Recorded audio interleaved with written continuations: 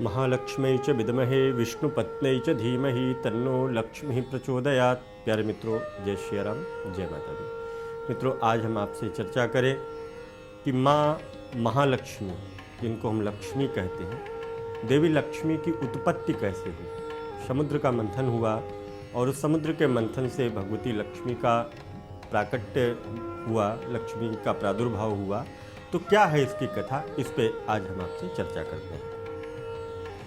एक बार बहुत ही सुंदर, मनोरम और आनंददायक वह वातावरण था और उसी सुंदर वातावरण से आनंद प्रदान करने वाली सुगंध वायु भी प्रवाहित हो रही थी।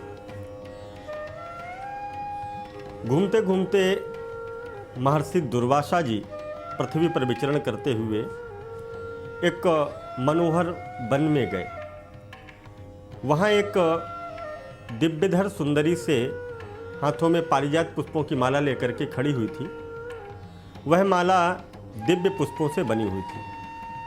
उसकी दिव्य गंध से वन प्रांत सुगंधित हो रहा था।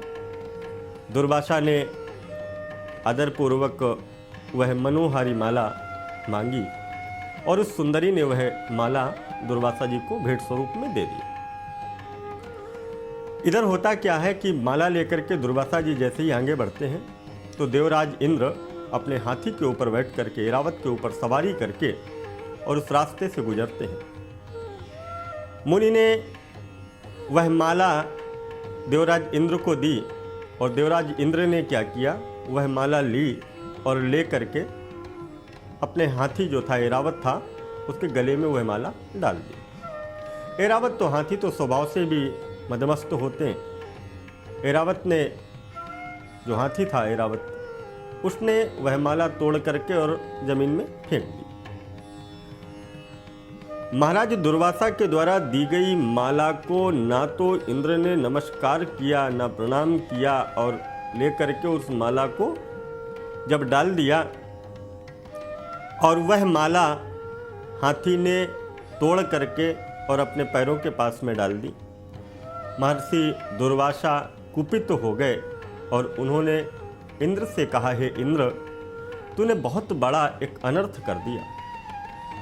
तूने इस माला का खंडन न करके मानो बहुत बड़ी विभूति का तूने अपराध किया है।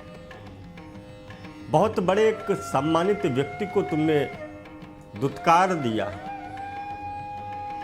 दुर्वासा के इन वाक्यों को सुनकर के देवराज इंद्र अचानक भयभीत से हो गए। और तुमने ये जो घमंड किया है कि मैं दुर्वासा के द्वारा दी हुई माला को कैसे गले में धारण करूं, ये माला साधारण माला नहीं थी देवराज इंद्र, और तुमने इस माला को जो अपराध किया है, इसका परिणाम भी आपको भुगतना पड़ेगा। देवराज इंद्र कहने लगे कि हे प्रभु, यह कौन सी ऐसी माला थी जिसके द्वारा मुझको आप इतना सब कह रहे हैं? ये क्या था इस माला के अंदर?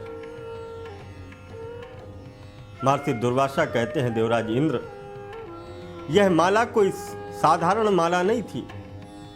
यह माला ऐसी माला थी जिसको तुमने त्याग करके अपने श्री को भी त्याग किया, धन को त्याग किया, वैभव को त्याग दिया है, ऐश्वर्य को त्याग दिया है। ऐश्वर्यहीन हो जाओ तुम। और जब ऐसे दुर्वासा ने वाक्यों का प्रयोग किया तो देवराज इंद्र दुर्वासा की प्रार्थना करने लगे कि हे प्रभु, अब बताइए मुझे क्या करना चाहिए। देवराज इंद्र बार बार दुर्वासा जी से कहते हैं कि हे प्रभु, अब मैं क्या करूं, मैं कहां जाऊं, मैं किससे क्या कहूं। महर्षि इतना ज्यादा नाराज हो गए और इंद्र को फटकार लगाई और वहां से चले गए। इंद्र भी ऐरावत पर सवार होकर अमरावती को लौट आया। सबसे तीनों लोकों में, उस समय से तीनों लोकों में लक्ष्मी जो थी वह नष्ट हो गई।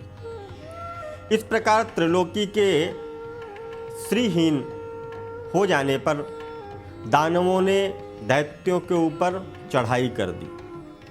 देवताओं ने उत्साह में बहुत कुछ कहा और सबने हार भी मान ली कि मैं अब कुछ नहीं कर सकता, क्योंकि श्रीहीन हो गया हूँ, मैं लक्ष्मीहीन हो गया हूँ, मैं कुछ नहीं कर सकता। फिर भी देवताओं की प्रार्थना की। समस्त देवता ब्रह्मा जी के पास गए। ब्रह्मा जी ने उन्हें भगवान विष्णु की शरण में जाने की आज्ञा दी। सबने जाकर के क्षीर सागर के उत्तर के तट पर गए और वहां ब्रह्मा आदि देवताओं ने भक्ति भाव के साथ में भगवान विष्णु की प्रार्थना की। भगवान विष्णु प्रसन्न हो गए, देवताओं के सम्मुख प्रकट हुए और उनका अनुपम और तेजस्वी मंगलमय विग्रह को देख करके देवताओं ने पुनः स्तमन किया। ब्रह्मा इत्यादि देवताओं ने भगवान विष्णु की प्रार्थना की। तत्पश्चात भगवान ने एक बात रखी, विष्णु ने एक बात रखी कि आप सभी को क्षीर सागर का मंथन करना होगा। उसको मथना पड़ेगा क्षीर सागर को। सभी देवता अचंभित हो गए, क्षीर सागर का मंथन कैसे होगा प्रभु? भगवान ने कहा, इससे अमृत भी प्रकट होगा, उसके पान करने से तुम सभी लोग अजर अमर हो जाओगे, किंतु यह कार्य साधारण कार्य नहीं है, इसको आप अकेले नहीं कर सकते। बोले फिर? बोले इसमें बहुत सा प्रयास करना पड़ेगा और उस प्रयास को अकेले करना संभव नहीं है, इसलिए इसमें दैत्यों का भी श्रेय लेना पड़ेगा, दैत्यों का भी सहारा लेना पड़ेगा। भगवान की आज्ञा पा करके देवगण दैत्यों से संधि करके, मित्रता करके अमृत प्राप्ति करने के प्रयास करने लगे। वे भांति भांति की औषधियाँ लाते और उन औषधियों को क्षीर सागर में डाल देते। फिर इसके बाद में मदराचल नामक पर्वत की मथानी बनाई गई। वासुकी नाग को नेति अर्थात रस्सी के रूप में प्रयोग किया गया और जब ये सब बनकर के तैयार हुआ तो समुद्र मंथन का कार्य प्रारंभ हुआ। भगवान ने वासुकी की पूंछ की ओर देवताओं को और मुख की ओर दैत्यों को लगाया। मंथन करते समय जब वासुकी श्वास को लेते तो उनके मुख से अग्नि निकलती और उस अग्नि से देवताओं की शक्ति तो बढ़ती, परंतु देवता जो थे वह जो दैत्य थे वो परेशान हो जाते और देवता आनंदित होते। निश्वास वायु से विक्षिप्त होकर बादल वासुकी की ओर बरसते रहते थे, जिससे देवताओं की शक्ति बढ़ती गई। भक्त वत्सल भगवान स्वयं यहाँ पर एक अवतार धारण करते हैं। मथते मथते वह पर्वत रसातल में जाने लगा। भगवान ने उस समय एक अवतार धारण किया जिसको कहते हैं कच्छप अवतार, और भगवान ने वह अवतार धारण करके अपनी पीठ के ऊपर उस मदराचल नामक पर्वत को धारण किया। इसके बाद देवता और दैत्यों को मथानी को घर्षण करने के लिए वासुकी नाग को लपेट करके पुनः घर्षण प्रारंभ हुआ। वासुकी नाग में बल का संचार करते हुए देवताओं की शक्तियों को बढ़ा रहे थे। इस प्रकार मंथन करते करते क्षीर सागर से कामधेनु, वारुणी देवी, कल्पवृक्ष, अप्सराएं इत्यादि प्रकट हुई। इसके बाद में चंद्रमा निकले, फिर महादेव जी के मस्तक पर धारण किया गया। फिर विश्व प्राप्त हुआ जिसे नागों ने चाट लिया। तदंतर अमृत कलश हाथ में लेकर के धन्वंतरी का प्रादुर्भाव हुआ। इससे देवता और दानवों की शक्ति और बढ़ी, दोनों प्रसन्न हुए। इसके अंत में क्षीर सागर से देवी भगवती आदिशक्ति माँ महाअंबा पराम्बा जगत जननी भगवती लक्ष्मी का प्रादुर्भाव हुआ। वे खिले हुए फूल के आसन पर विराजमान थीं। उनके अंगों की दिव्य कांति भी प्रकाशमान हो रही थी। उनके हाथों में कमल का पुष्प शोभायमान हो रहा था। उनके दर्शन करके देवता और मणिगण भी, जो मुनि थे, महर्षि थे, ये सभी भी प्रसन्न हुए। उन्होंने वैदिक श्री सूक्त का पाठ किया और उनका स्तवन करके वस्त्र इत्यादि भगवती को अर्पण किए। वे दिव्य वस्त्र और आभूषणों से विभूषित होकर के देखते देखते सबके सामने सनातनी श्री विष्णु भगवान के वक्ष स्थल में चली गईं। भगवान को लक्ष्मी जी के साथ देख करके देवता भी प्रसन्न हुए।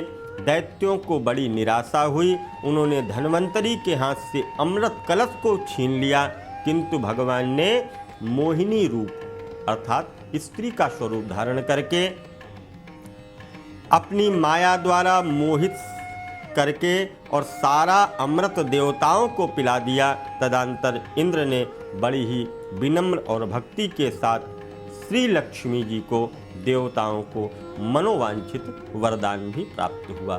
तो भगवती आदिशक्ति माँ लक्ष्मी की उत्पत्ति समुद्र से हुई और इंद्र ने उस माला का अपमान किया। जो माला दुर्वासा को दी गई थी वो किसी और ने नहीं, साक्षात लक्ष्मी थी। और लक्ष्मी के मद में आकर के व्यक्ति को कभी भी अभिमान नहीं करना चाहिए। इस कथा से, इस प्रसंग से हमें यही सीख प्राप्त होती है। पुनः हम मिलेंगे एक नए कथा को लेकर के, प्रसंग को लेकर के। तब तक के लिए दीजिए इजाज़त। जय माता दी, जय माता दी।